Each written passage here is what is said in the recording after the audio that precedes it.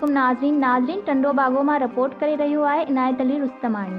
हिन वक़्तु असीं डिवीज़नल सदर हैदराबाद नवाब अबू बकर जी रिहाइश गाह ते मौजूदु आहियूं, जिते हिन खां पुछंदासीं त पंजाब में जेका तब्दीली आई आहे, जेके 17 सीटूं मुकमल क्लीन स्वीप करे जेके पंजाब में PTI इमरान ख़ान खयूं आहिनि, उन हवाले सां सिंध में पुछा था कयूं छा सिंध में तब्दीली अचणी आहे या सिंध में तब्दीली आई आहे।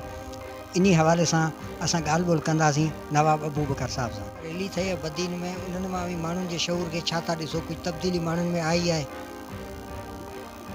बिस्मिल्लाहिर्रहमानिर्रहीम।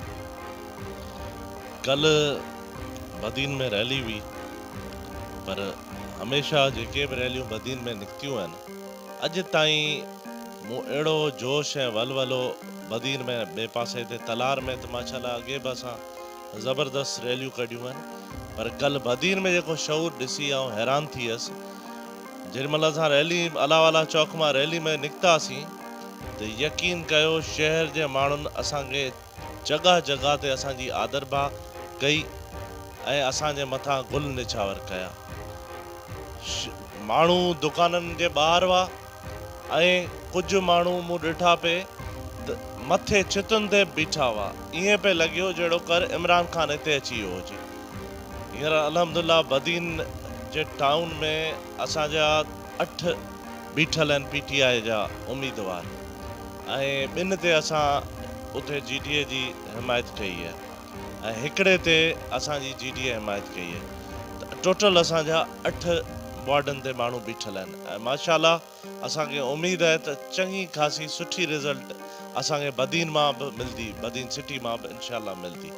उन खां अलावा ॿिया जिथे जिथे बीठल आहिनि असांजा हिते बि पंहिंजे PSA कदर जे तक में यूनियन काउंसिल ॾाॾा में बीठल आहिनि, बुढे कमराणी में बीठल आहिनि ऐं पंहिंजो खॾरे में असां आज़ाद पैनल जी हिमायत कई आहे। कुझु असांजा वार्डनि ते काउंसलर बीठल आहिनि, साहिब खान में बि असां हिमायत कई आहे आज़ाद पैनल जी, ऐं पंहिंजे जेके कैंडिडेट्स आहिनि उन्हनि कल दस्तबरदार कयो आहे।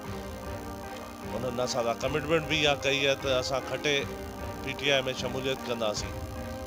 उन खां अलावा असांजा तलार में 2 वार्डनि ते इलेक्शन पिया विढ़नि, उन्हनि जी पोज़ीशन सुठी आहे। टंडे बाग़ जे 3 वार्डनि ते असांजा कैंडिडेट्स बीठल आहिनि, माशाल्लाह उते बि उमेद इहा आहे त 2 वार्ड कढंदासीं। बादली बि असांजो वार्ड्स ते बि कैंडिडेट बीठल आहिनि, गोलारची में बीठल आहिनि, कड़े गवर में बीठल आहिनि।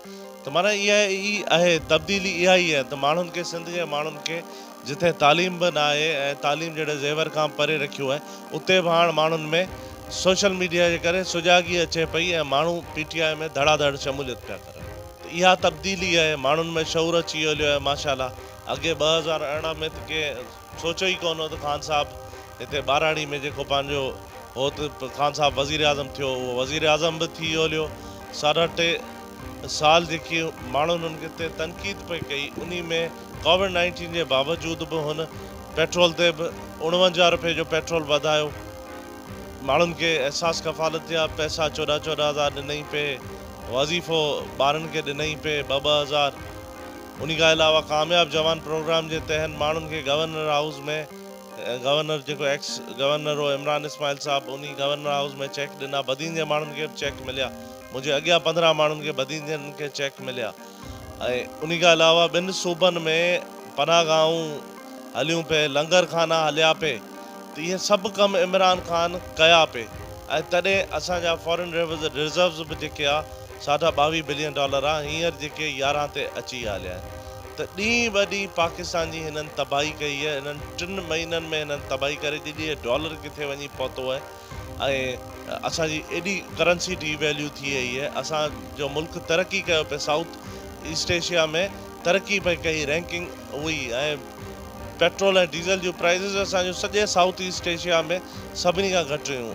इंडिया खां, चाइना खां, बांग्लादेश खां, श्रीलंका खां सभिनी खां घटि हुयूं। हींअर पाकिस्तान साउथ ईस्ट एशिया में सभिनी खां महांगो तेल पाकिस्तान में। त माण्हुनि इंशाल्लाह हिन इलेक्शन में बि असांखे उमेद आहे सुठी मोट ॾींदा, ऐं मथे जल्दी जनरल इलेक्शन थींदी, उन में बि इंशाल्लाह बहितरीनु मोट ॾींदा, छो त हाणे ॿियो को माण्हुनि वटि ऑप्शन कोन्हे। माण्हुनि सभिनी खे आज़माए छॾियो आहे। वाहिद जमात हिकिड़ी पाकिस्तान तहरीक इंसाफ़ आहे जेकी चारई सूबनि में फेडरेशन जी जमात आहे।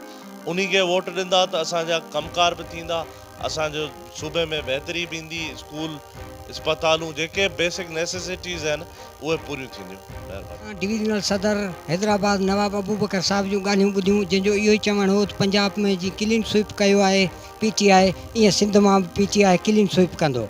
इनायत रोस्तमाणी, रियल न्यूज़, टंडो बागो।